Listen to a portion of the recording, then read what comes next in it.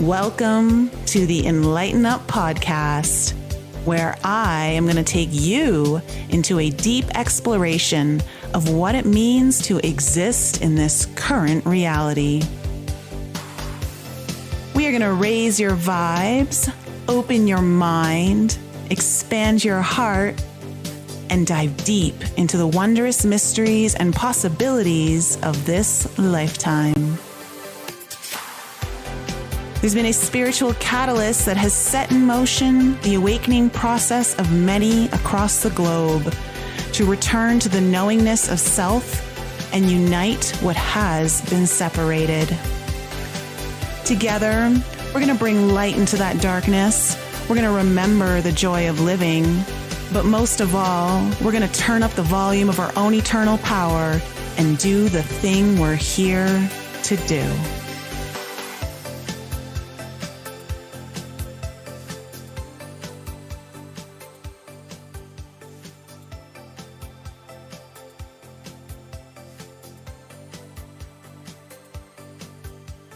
Hello, everyone. Welcome back to the Enlighten podcast. I'm glad to have you here with me once again.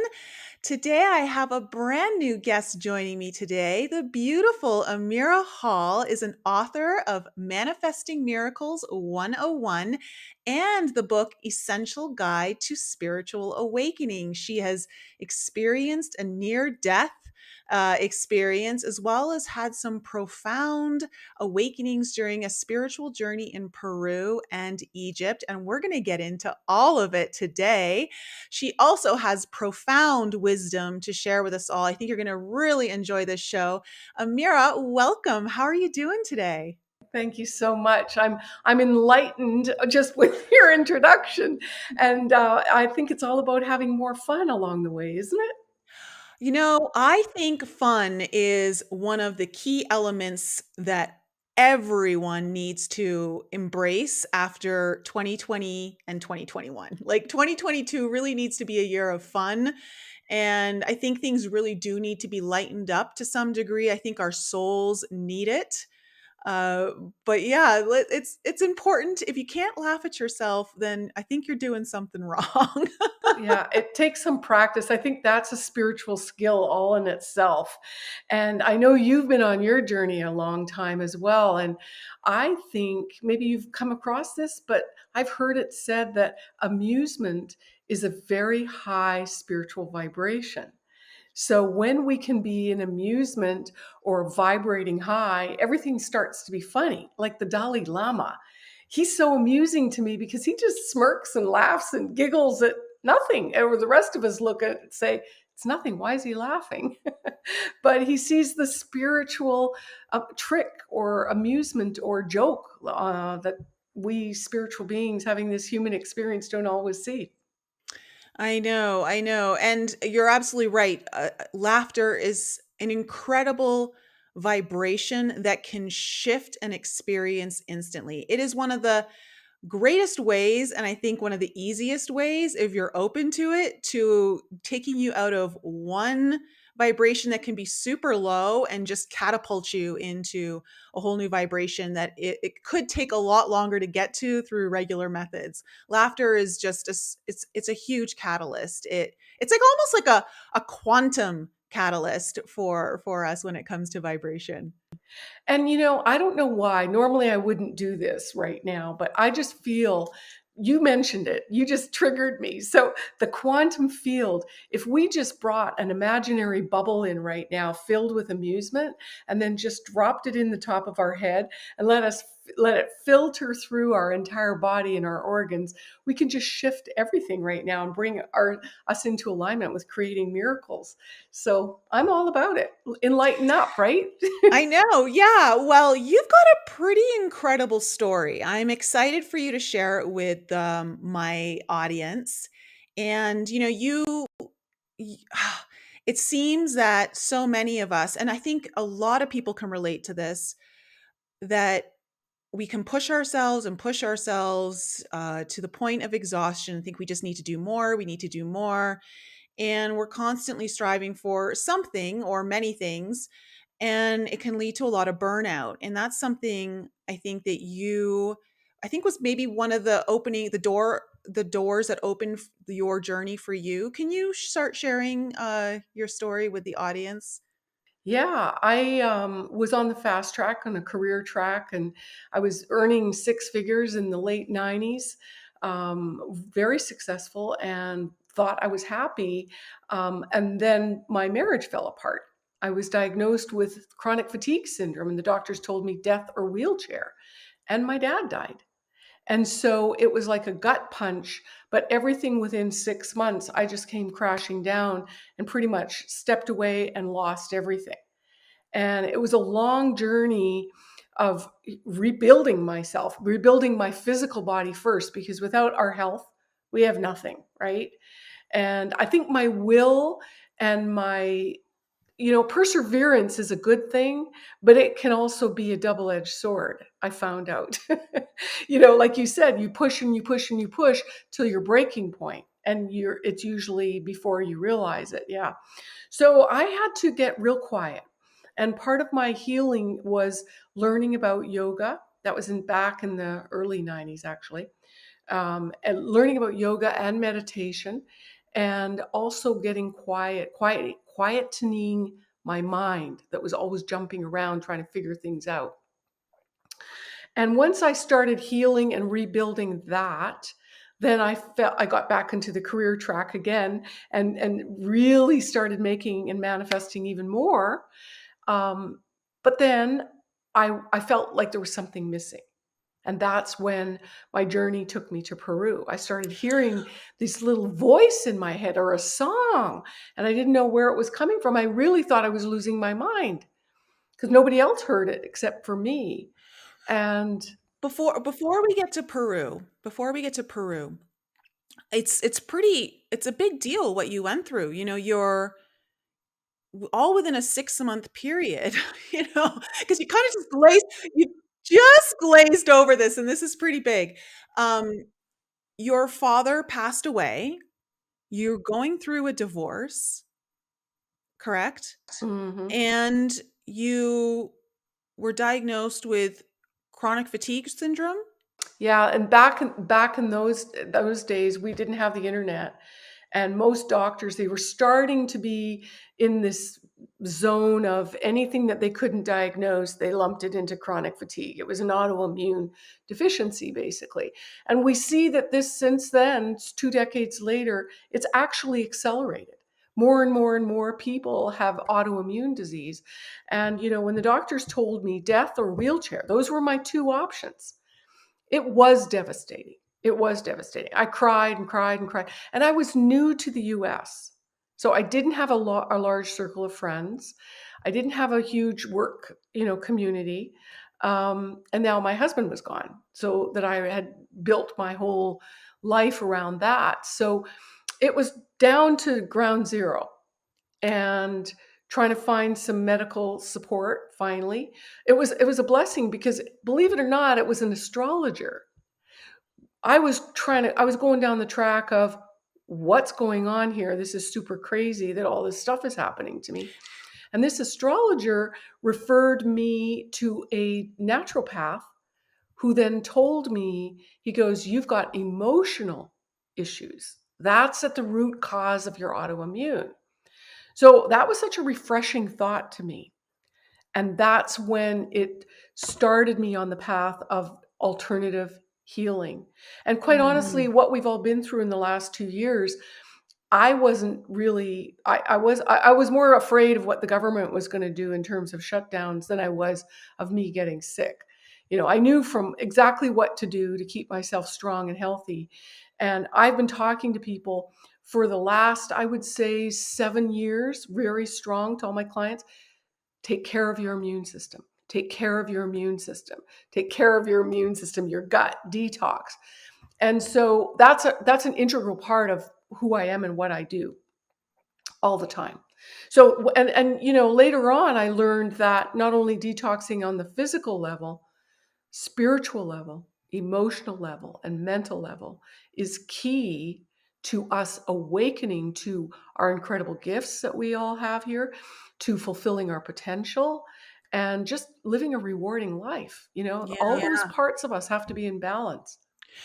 I relate a lot to your story in a sense of, my spiritual journey really started as well with a health issue, which I was divinely guided to a naturopath through very, you know, y- just it was kind of like this flash came in my mind while crying, finding out the news of the health issue I was dealing with. And I started seeing my naturopath at the age of 20. And yeah, a lot of the journey is clearing the emotional blockages. Yeah. Well, I would say that's the core reason. I Mhm. would say because if well, I'm sure. Well, and I was going to go down the path of genetics, but I don't believe that anymore. I was just reminded with Dr. Bruce Lipton's comment that, your perception sets what you see as reality, and that sets your DNA. So we can literally change our DNA and everything else with our thoughts. And what I've focused on over the last 22 years is releasing those thoughts that I didn't know I had. That's the unconscious parts of us, right? The hidden parts of us that got us sick. What were some of your thoughts that kinda got you sick that you didn't realize you had? Well, not necessarily thoughts, but I'd say emotional trauma. I was Mm. raised with an alcoholic father. Okay. I think my mother was not, she was an enabler. Yeah. And so, I was just a very sensitive person, as I am today. But my family didn't get me. And I'm sure I talk to lots of clients, they say the same thing. It's almost like the soul family where nobody got us as we were growing up, right? So there was that. And I think it's all divinely orchestrated anyway for me to forge a path and break away from the clutches or the belief systems or that little, tribal structure.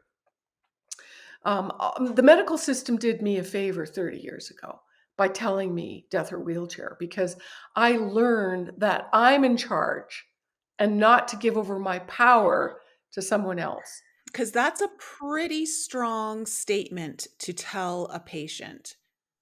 And considering you are nowhere near that state right now, and that was what? How long? Over 30 years ago? It was over 30 years ago. And I would say today to anybody, I mean, when I work with clients, their physical ailment or what's ever causing them their physical condition, it starts with emotion. So back to the question, I was an out of control empath. Mm. I was trying to unconsciously fix my family, the dysfunction. And at the same time, nobody understood me. So the way I explain it to my students is when foreign energy gets stuck in our body, it creates dysfunction, dis-ease, and death of dreams, death of your well-being, death of your goals, death of relationships and careers. So it's all strung together. So when we're sick, we have to come back to the basics and start with the beginning. Where else Mm. to start, right? I like a metaphor like this. When our soul comes into the human body, it's pure energy and it has a purpose, but it's coming into the fetus in the mother's womb and it knows nothing else but that. It's matching the vibration of mom, her feelings, us through just osmosis, her feelings, her beliefs, her experiences, and it becomes us unknowingly because we are matching it. Then we're born. We match dad, we match siblings, we match friends, and then our teachers and our religions, and on and on and on, coworkers. So we are one compilation. I like to call it an archive of information from the day you started. And then there's this past life stuff too. We could get into that. But we're this archive of information. Well, we long forgot a bunch of stuff, right? Oh, that happened when I was 5. Oh, I've long forgotten. Or that relationship. Oh, that's so long ago. I'm over it. Well, your body and your energy field isn't over it. if you haven't sorted it out or released it.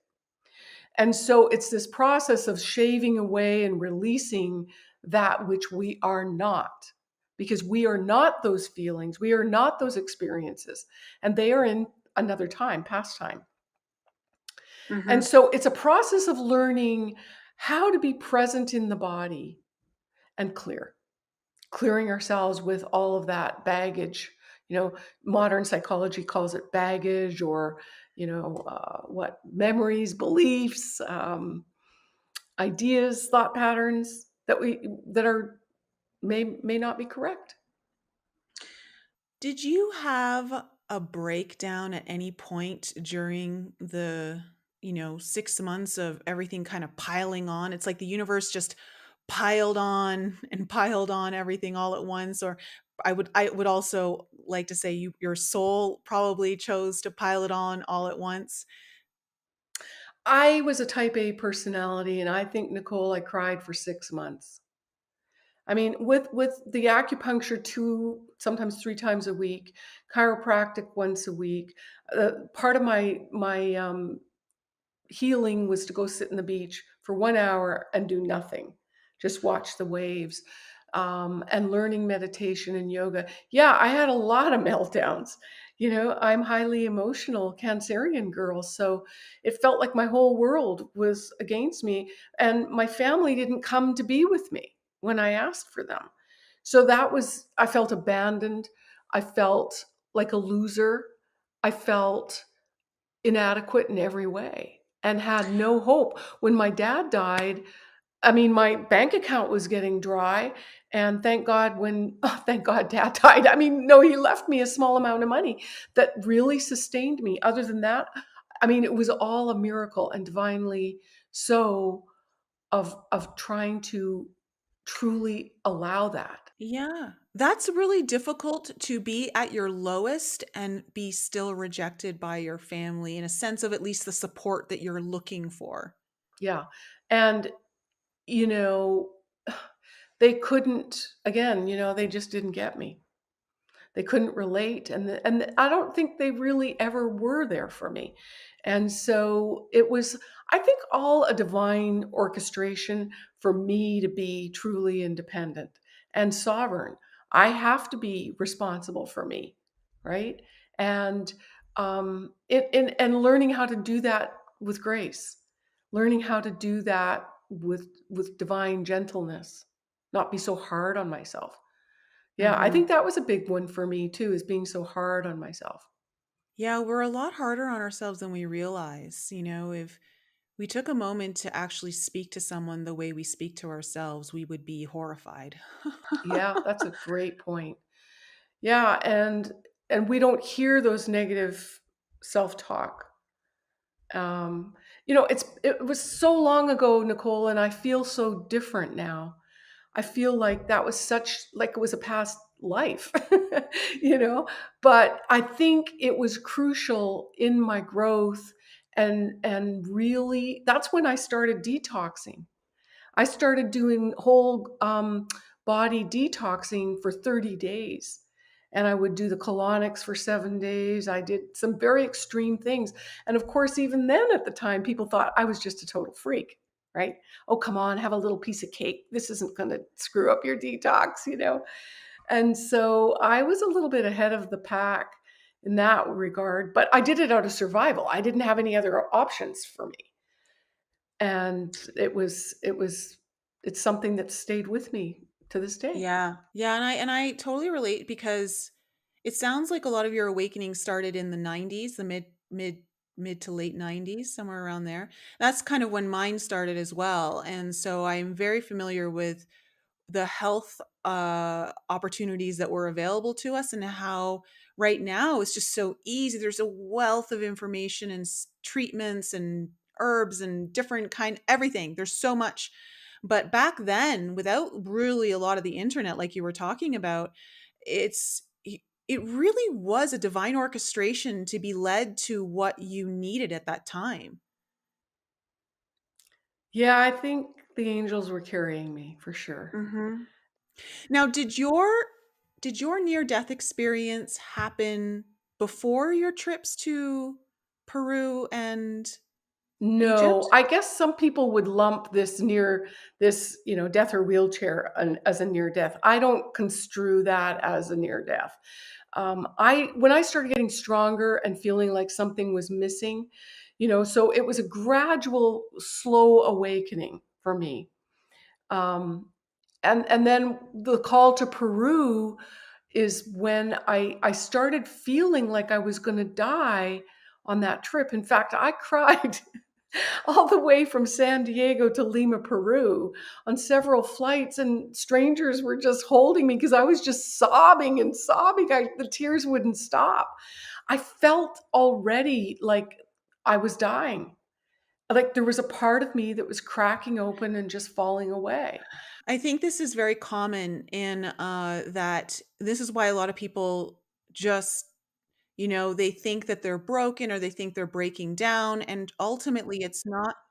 Yeah, I'm crazy, definitely, but it's not ultimately you who's broken. It's the ego, the illusions, the false identity that's finally breaking and really liberating the soul free from all of that. However, it's very painful because we have such an attachment to the identity that we've used up until this point, and that's what's cracking and breaking. And at the time, I didn't know anybody on the trip. I was going all by myself. And I didn't know that I was in like I call it a growth period, right? I was at the precursor of what an opening and shedding to receive what was next. And so all of this makes perfect sense in retrospect. But when you're going through it, it's at the height of like I thought maybe the plane was going to crash. I wrote letters to every single person in my family and told them how much I love them. And do you know, they brushed it off. Oh my goodness. Yeah, so that's It's but still, I did it for me, not Yeah, for. no, and I understand that. There's a level of vulnerability that comes through this whole journey that is necessary in order for you to open up your own heart, which essentially opens up your own intuition and your ability and capacity to completely embrace your life in a much more fulfilling way. But it doesn't mean it doesn't hurt when that happens because I mean, your family is your family. And if there's anyone who, you know, is supposed to have your back, it's your family. At least that's what we'd like to think. And that's a So, belief system we've all been taught, right? yeah, And it so the is. It hard is. truth is, I would say the majority of clients that I talk to don't have a loving, supporting, compassionate family. Hmm. I think so many people on this journey can relate to that. So many people. I know I can, even to this day. There are certain family members that just don't understand me and don't want to really know anything about what I'm doing. Luckily, my parents are incredible now. We have a great relationship. I'm so grateful for that. Uh, but it's it still hurts. It really hurts. Makes you feel like you're a leper or something, like you've got some kind of disease that no one wants to catch. If they listen to too many of your words or too many of your thoughts, it's like an infect their own mind or something like that. But did you see people's life reviews while like at some point in your journey? Yeah. We're fast forwarding now to Egypt. Okay, well, let's not get to Egypt just yet. So There's so many stopping points, Oh Nicole. my goodness. I'm sorry. See, this is why your journey is so it's so deep. There's so much going on here. So, okay, you're on the plane in Peru. People are holding you cry. Strangers are holding you while you cry. Yeah. Then I got to Peru and everything stabilized. I was going on a journey in the Amazon with a shaman, and that's pretty much all I knew. I didn't know what ayahuasca was, but I was stepping into an ayahuasca ceremony.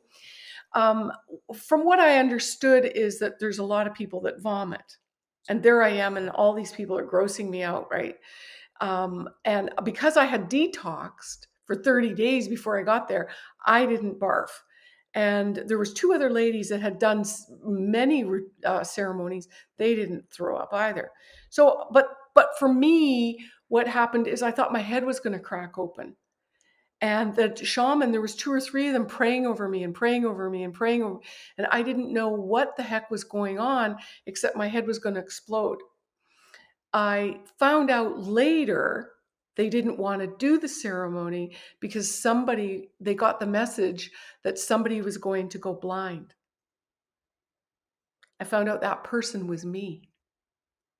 And interestingly enough, when they were praying on me and praying on me, there was like a waft of gray smoke that came spiraling out of my sixth chakra, my third eye. And in that moment, I knew that I had been working with a guy in San Diego that was a spiritual teacher or slash shaman. And he was plugged into my sixth chakra, sucking my power and my juice out like a Klingon or like a Mm. vampire. And I was stunned. I was so shocked. But that released, the headaches started to fade.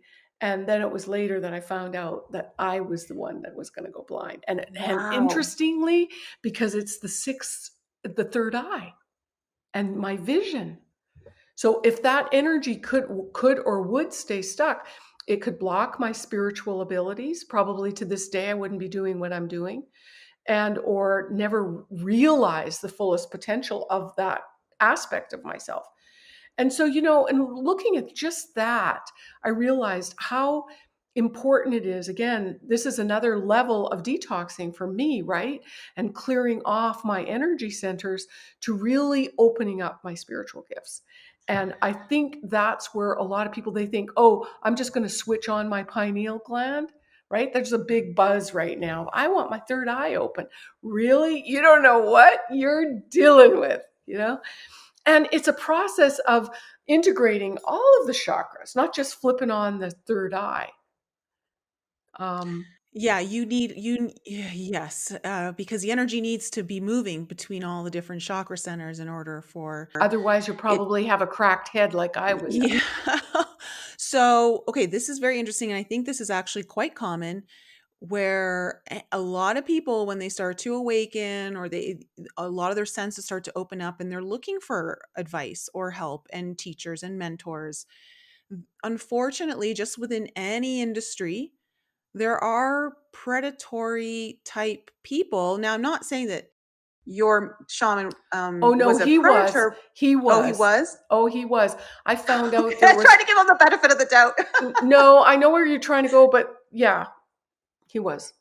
So, were you still in touch with him when this was all happening? Like, were you still working with him to some degree before this Well, happened? it was one of those things when I'd go to a weekly gathering and I was introduced by another friend. And so I just sort of went along. So it wasn't like a formal agreement or attachment or commitment to an ongoing program. But in that, at that time, I knew that I had to separate from those people. So when I went back, I had to sever those ties. And the lady that brought me and got me involved, she used to be a roommate of mine. So we were quite close friends. And I told her that I had to stop being friends because she was still plugged into them. And it was almost like a hopscotch. My energy was still being, funneled through that group. So it was a hard lesson. And it was one of really standing up for myself and trusting that the information I got was actually accurate. Because I don't like to Yeah, throw away I friends for no it's reason. so important for people to recognize that you You know know, it, it, it it depends depends on on how how well well attuned you attuned are you to are your to own your own energy energy field and field how and how sovereign you sovereign you truly are in truly your are in own your own beliefs. beliefs. But when But you're when you're still still learning and learning and you're you're new to new to all of all of this, this, your your energetic energetic boundaries, boundaries, you're you're still still learning learning everything. It's everything. It's really really hard to hard to know know what's what's yours, what yours, what isn't isn't yours. And yours. And so so you do you go do through go through these these phases where phases you where you have to have to kind of kind of remove remove yourself from yourself from certain certain relationships, relationships, certain certain situations, situations, all of all of that. But that. then But then as you as get you get stronger, stronger, it's all it's all about about reintegrating. reintegrating. And And but of but of course, course, not that you're not going that to you're go going to go around and around and hang out hang with out with energy that energy is that is truly truly there to there to siphon. siphon. But But I think it's I think these lessons are hidden from us. But when you start to realize you come home and you don't feel good, or let's say your natural abundant flow just stops, or a lot of like negative things start happening. Those would be signs. But I really think this is important. You and I touched on it when we first connected, and that is, for people to vet out their next teacher or who they want to work with. I think it's highly important to get to know them at some level, to have some level of trust, and to have your own boundaries. Like, start with a small training and experience it and see how you feel different, rather than going all in. I have a client who invested over $10,000 with a training, and it's just a cut and paste kind of program that anybody could have downloaded from the internet, right? And so it's like there's people getting, I want to say, brainwashed, marketing appeal, and tricked into, false. Uh, let's let's call them experts, because Yeah, false anybody. experts. That's a good one. Yes. Because you can brand yourself nowadays, and you're on the internet and everything looks polished and shiny and glittery and all full of gung-ho energy, but when you get into the meats and potatoes, it's not, it's a hollow shell. Hmm. Yeah, and there's a lot of that. You and I were talking about that last time, about how there are a lot of people just parroting information as if it's their own information, and they haven't done the journey that would give them access to oh, Inner the wisdom, knowing, like that and the cellular inner knowing. wisdom. Yeah. Hmm. Yeah. Yeah. And And I there's a think, lot of that out there. But I mean, I do believe, though, they play a role for all of us to fine tune our discernment muscle, like that's part of the journey as well. And so I don't kind of like what, light and dark plays its role. So, I but you just totally want to agree. be aware of it. Well, and it can derail you in your process. That's the other thing. Like, I'm grateful that that man was in my life and I got unplugged from it really quick. But Hmm. after that time, I'm very, very, you know, slow at making a decision with who I'm going to allow to be my mentor. I'm very, um, yeah, select, even with body workers or anything, Yeah, because I I'm so agree. sensitive.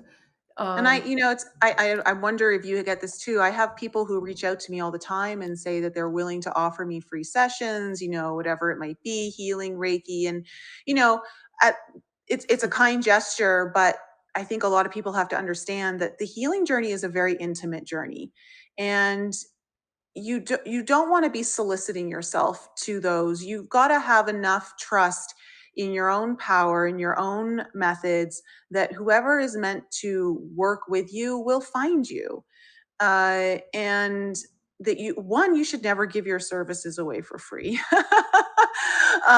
Just to everyone out there, unless there's like some kind of mutual energy exchange of some well, sort. there's always got But to be. And if there isn't, it's going to fall flat in its face and somebody's going to end up hurt and bitter and resentful. So, yeah, I, but I think it's important to understand how intimate the healing journey is, and that there is a level of safety that should be created between you and the practitioner you're working with, and vice versa. And like you said, it requires you getting to know someone. Like, you shouldn't just, trust. like you said, sign up for a $10,000 course without really knowing what you're getting yourself into. Well, even in the work I do, I don't like to do single sessions with people. I want to deliver a result. And you're not going to get the results that I expect or that you desire in one go. It could happen. But like, I don't sell more than 4 sessions.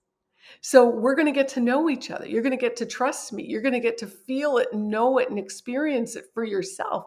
It's like, you don't have to prove it to me because I already know it works, but you've got to prove it to yourself. Mm, See the difference. And then it's a grounded experience of the next level of trust. yeah. Because I think that's what's been really missing, is people just do these download drive-through methods thinking, yes, It's going to happen fast, but it's all fly by night. And Mhm. that is not a spiritual journey. It is not fly by night. It is not a downloadable activation. I'm sorry. That's really juicy and desirable, but it's It not. requires commitment. It's a It soul level commitment, Mhm. and it's an Yeah. inner eagerness to want things to be different. Yeah. Well, speaking of that, so you leave Peru and you go back home, but still something is missing. On one of the journeys in Peru, I had a vision of myself coming through a diamond shape star opening, and that's when I knew I came through the earth to the earth as a star seed in early Egypt. And then I knew I needed to go to Egypt. That Okay. was the hook. And when I came, I'm like, well, great. I don't have the money. I don't know how that's going to happen. Okay, spirit, if I'm meant to go, I'll have the money. And I just let go. Sure enough, I got a flyer, and I was off to Egypt a year later. Yeah. Wow. Okay. So you take off to Egypt, you get there. Were you experiencing any familiarity energetically for yourself? Were you receiving any, not necessarily, maybe memories, but, or just like, again, familiarity as you got there? I remember the first time stepping in Egypt. Now I've been back 12 times. But the first time and every time I go, I feel home. It's the strangest thing. And the people, I just felt my heart fill up with my people. And yeah, I mean, the journey through Egypt and the sacred temples and the meditations there and the king's chamber, the vibration of that structure is beyond words. It's, well, beyond dimensions. So you start plugging into alternate dimensions of reality, and for me, that's when my perception really started to shift. Like being able to see through walls or see granite statues come alive, seeing the life existing, and hearing celestial music, angels singing to me that nobody else heard. So that it was Really? just like I was walking through the temple and just still and taking it all in and just completely open when I heard the celestial music. And I started looking around for speakers. And Egypt's walls are like 3 feet thick. And so I was looking for chords in this ancient building. There was none. So I went to the temple guardian, and I said, "Excuse me, where are the speakers?" And he was yelling at me in Arabic and shouting, getting me out. He knew exactly what I said, but they don't like to talk about it.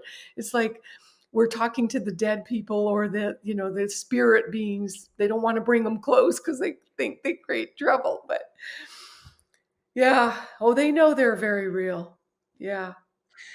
Yeah, I've always been pulled. I have not been to Egypt yet, but that was the first. I remember growing up as a kid. I have to say, I've never been intuitive as a kid that I can remember or have any of these um experiences that go beyond like supernatural or anything like that. But what I do remember is feeling very pulled to Egypt since I was about 12. There's some reason I was like, I know I have to go to Egypt. And interestingly enough, Peru was the other one. Interesting. Yeah. I when I read the Celestine prophecy in my early 20s, that really Yep. spoke to me. Like it spoke to me on a level that I didn't even understand at the time, but I knew something was happening and I knew that there was truth to some of what was being written in that book, and I knew I had to go there. It was like it's you just can sense, you feel that connection to it. And so much like you, I do feel like Egypt is one of my homes Well, Nicole, here. I've got a trip coming up in I know you October. do. We're gonna have to talk about it. Please, everyone, stick around because there's an awesome Egypt trip we're gonna talk about. Yeah. Now, are you in one of the temples when you start to have these visions So of life reviews? no, Nicole, I wish it was that sweet. I guess it's sweet no matter where. There were lots of visions of various things, so many that I can't remember. And I was looking at my journals the other day going, oh, wow, I forgot that, But no, I was designing jewelry at the time, and I wanted some antiquities. And I had friends on the west side of the Nile, in the small village called Corna. It's right out, it's perched, the village is perched right up against the Valley of the Kings, where all the nobles and kings are buried through all of time. Well, these families are digging in their back walls into the mountain looking for treasures, right? And so I figured, God knows some of these families got to have some little beads or something that they found over the years. So I started asking around. My friend asked for me. And so I scored some beads. And I had to go back and pay for them. So there are these little, they don't look like much of anything except like old ceramic beads. So I went back to pay, and we were in this old alabaster factory. There was nobody there. It was the middle of the day, but the owner, um, look, when you buy something in Egypt, especially if you're friends of friends, they host you. You sit and you visit. You have a talk. It's sort of a little ritual. Social ritual. So they bring you coffee and tea or Coca-Cola and water. They're extremely generous. But this time they brought out a joint. And there's all of a sudden like 10 guys showed up, and there was only one chair. I'm the only lady. I'm sitting in this chair. They're all sort of crouched down, or and they passed this joint around, and I said, no thanks, I don't smoke. Well, Muhammad was screaming in Arabic at me at the top of his voice, it's the best, and blah, blah, blah, blah, blah, in Arabic. I didn't understand. All I know is I don't do well with shouting. And I was starting to shrink and going, oh no, what am I going to do? I'm the only woman and all this noise. And I thought, well, I've smoked pot a few times. It doesn't really do anything to me. I guess I could just, acquiesce and be gracious guest. And I'll be up on my feet and we'll go, because I had to leave. I was flying that day from Luxor to Cairo, New York, Atlanta, San Diego. So I just wanted to keep the peace. The joint went around twice, and everybody bounced up, ready to go. And me, I'm standing behind myself, sitting in the chair, but I'm standing up. And that's when I saw everybody's life review. It was like I could see their line or their life, like a movie. And it was like, people laugh when I say this, it was like being in Circuit City. You see all these televisions lined up, right? And everything's got a different movie. And wow, it was so extreme. And I just knew I had to stay in my body. I kept trying to stay in my body, stay in my body. So I must have said something, but I didn't hear any words or remember, but I had my hands out, and my friend slowly walked towards me, and they were all laughing in slow motion. And then I got the water in my hands, and I remember getting closer to my face thinking, oh shit, my mascara is going to run.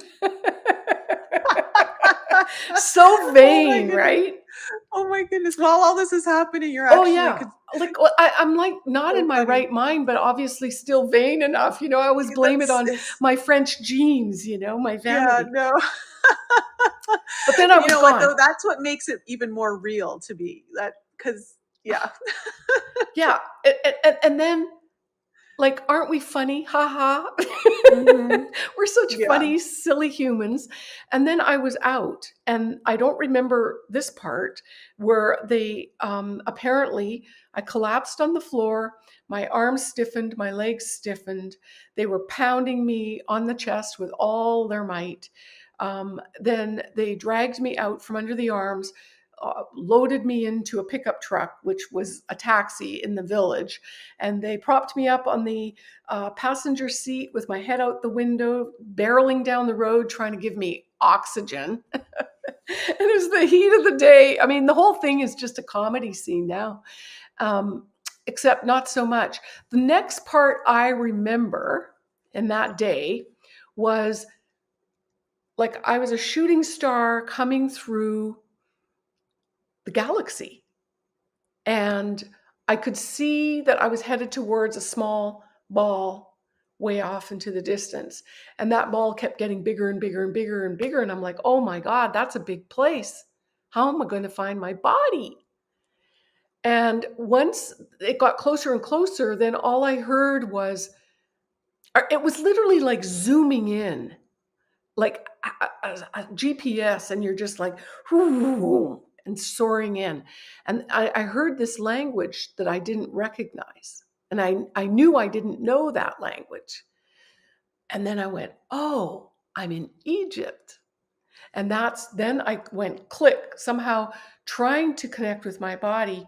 But honestly, it felt like have you ever put on wet clothes? Mm. Or It's a not wet nice. wetsuit? Yeah. It's sticky and Mhm. and cold and Mhm. gooey and thick, and you struggle and struggle and struggle. That's what it felt like to get back into my body.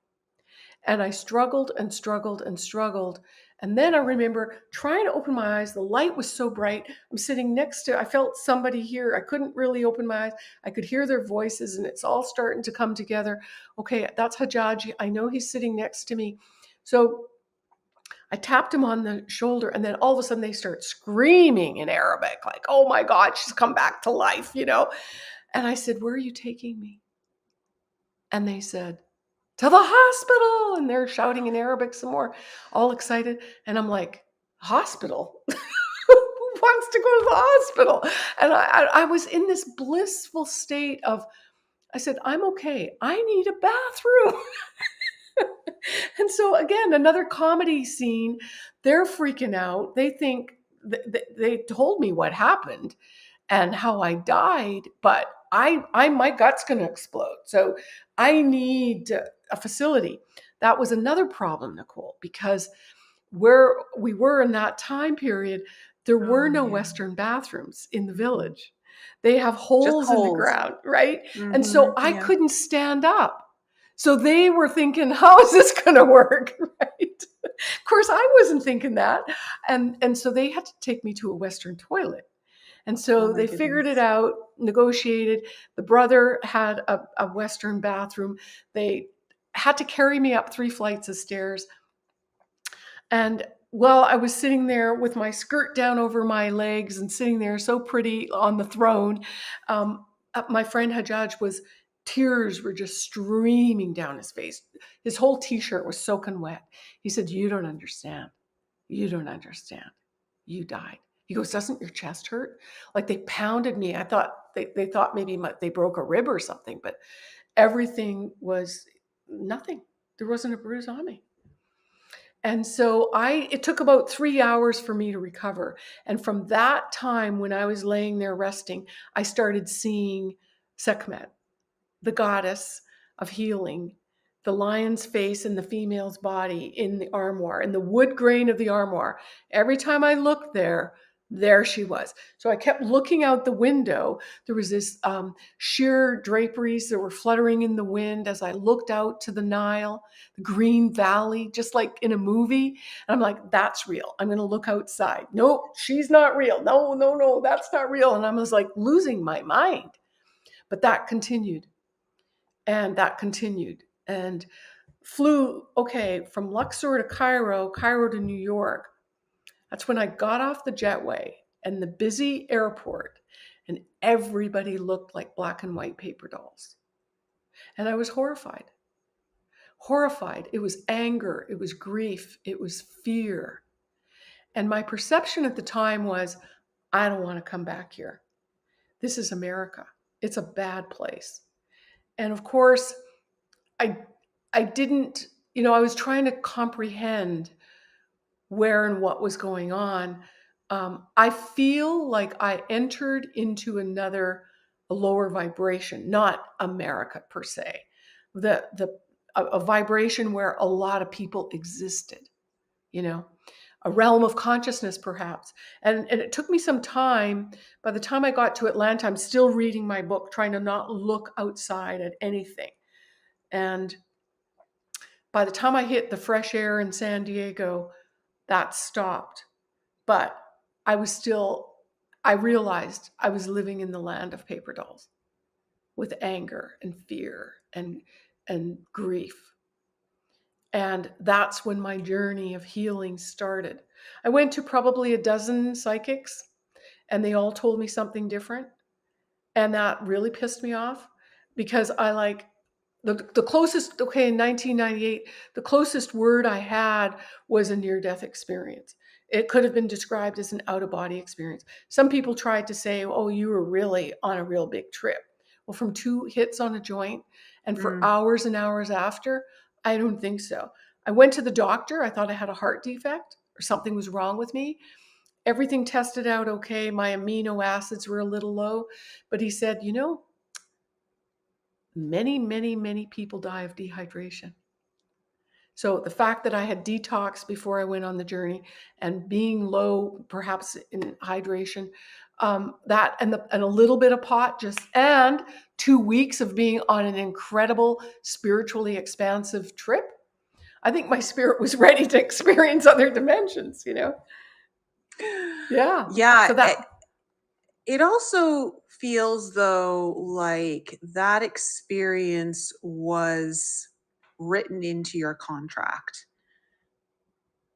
Like, and how you get to that point, there are so many little details that can shift and change or whatever, but ultimately it feels like that experience was written into your contract. um You're pretty good, Nicole, because the thing that I used to say was it felt like my clock stopped and started again. mm, And like it's another life in this life. I think I had done enough clearing work and energetic shifting that I was truly ready to step onto my path. And that was the mark. Because from that point on, I've been doing the work I do and refining the tools I use that I later received in downloads of everything. When I was gone, that bit of information didn't come to me for a while. It was after I separated from that grief and the anger and my expectations of perhaps what it all meant or was. When that happened, then all the information started coming in. And the information that I gleaned from the other side was really imprinted. But there was that whole integration process for me that needed to happen. Yeah. I'm so happy you shared that with us. I think that's super powerful, and I hope people understand how powerful that is to hear right now, because I think there is a false perception that one, that when it's your time to awaken, you're just going to awaken and everything's just going to be magic, and whether it's like it feels good Yeah. magic or bad magic, but it's just going to magically all happen. And we forget that we live in a free will universe and that we are a participant, probably the most important participant in our soul's journey. And I know people right now, I have friends that I know they are holding back their own awakening, and different routes, that I think that ultimately there could be something in store for you, but you have to choose it. And you have to take steps that show, yeah, I want this. I'm ready. And I think that's the big thing, is you Yeah. are ready. And I was willing to take a risk. I didn't know what was going to happen in Peru or Egypt, and they were scary, and I went alone. People say to me, "Well, you went by yourself." Well, I was with a reasonable group of people that, I didn't feel vulnerable, or why should I be? But I took the risks and I stepped into it. I said yes, right? All of me. And it wasn't about the money. I had to stop the story of I didn't have the money, because this spiritual journey is not about money. Mhm. End of story. And oftentimes, if you're waiting for the money, it'll never come, because it requires your faith to know that the money doesn't need to be there for the journey to happen. And the magic and the trick to self was that, holy cow, I manifested all of this. And my perception was so, I had no idea how limited, even though I've been always very heightened psychically. I talked to dead relatives when I was a young girl, but but I still had limits to it. I still had a mask on and boundaries of what was acceptable. And I think when I was willing to step out of that, not only my comfort zone, but really that's the magic, I think, of Egypt. Your perception completely gets blown out in terms of even what's real. I mean, I think through COVID over the last few years, a lot of people are starting to see reality very, very different, and Mhm. our priorities are shifting, right? And realizing how short of term really this human life can be. But whatever we develop here, I've been saying this for 2 decades now, is you get to take your development with you. And I don't mean to sound morbid or anything. I am not afraid of crossing over. In fact, I struggled with being here. And I think a lot of people who have had near death experiences that connect with the love, connect with the light, connect with the messages of the incredibleness of what's beyond is like, it's really hard work being here. Really, really hard. Therefore, our job is to be able to get into the flow. So it isn't so hard. And that consciousness that we remember or reconnect with that we already know gets to take us to the next level when we graduate. Mhm. Because everything is designed, like, this reality is designed to take you out of the flow, right? In a Yeah. sense of work you really hard, having all these belief systems that are very disempowering. Like, everything is really designed to take you out of the flow. So yeah, if you're able to surrender and find that, I was literally just talking to a girlfriend about this yesterday, that when I was 31, I took a 1 year sabbatical off work, and I started off in Costa Rica.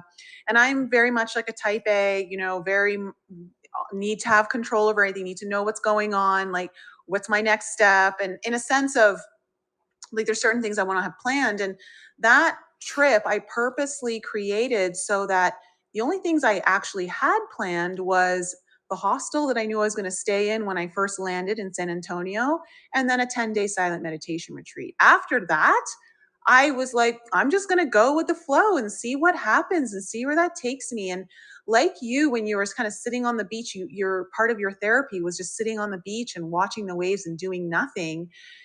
Part of my therapy was, okay, what am I going to do today? And I'm like, I just think I'm going to sit in the hammock and read a book in the jungle. And I remember sitting in the hammock one day doing that and thinking, gosh, like, this is hard because your mind wants you to feel like you're wasting your time. Like, there are other things you could be doing. And then you can start thinking about, like, well, I'm not making money right now. And it's just, we're so programmed to be busy. And you said, we talked about this on Friday, and I love this quote. You said, I can't receive, I'm too busy. And that's one of the big blocks when it comes to manifestation with people. So can we talk about that? Because I love that. That's so powerful. Yeah, I think where do I start with this? When I teach the concept, if you can, like, if you really desire something, like with the law of attraction, let's use a car, okay? And you want this new car. Let's say it's a Mercedes. That's a common car, luxury car. You can have it. You can say, yes, I've got that picture on my vision board, and I'm going to manifest it. I'm going to think about it. I'm going to create it and have it in my mind. You can have it energetically, but can you receive it? So it's like a flip side to the same coin. It's an energetic, let's call it magnetism, that you literally pull into you rather than having to take effort to make it happen. I don't know Yeah. if I'm so No. so it, I heard something really powerful today. Really powerful while I was at the gym. Instead of having a to-do list, what if we had a to-feel list for the day? so receiving is tied with our feelings, but at Mm-hmm. the same time, what if you just focused on that, like gratitude, and The highest level of gratitude creates this chemistry of abundance. It's like you're Or literally plugging into the matrix, the universal, everything. yes, and also just even going back to the very first thing we were talking about at the beginning of the show, fun. Like tune into the feeling of what it would feel like to be driving that car. You know, how fun would it feel for you? How like picture like the windows down, open roads, you know, driving and where would you drive to and just open up all the possibilities and when you can actually connect to the feeling that you would feel, you will pull whatever car, just since we're using that as an example, whatever car is going to elicit that feeling for you. And ultimately, that's to me what matters the most. And if you can anchor, up the game and just carrying that gratitude throughout your day and amusement and being open to whatever shows up, it can be bigger than what you've expected or what you've got on your vision board. It can just Yeah. blow. But that's what I call you're being able to receive the abundance of the universe because there's no energetic blocks there interfering because you're already plugged into it. You're plugged into that dimensional, everything exists already in form, in thought. Hmm.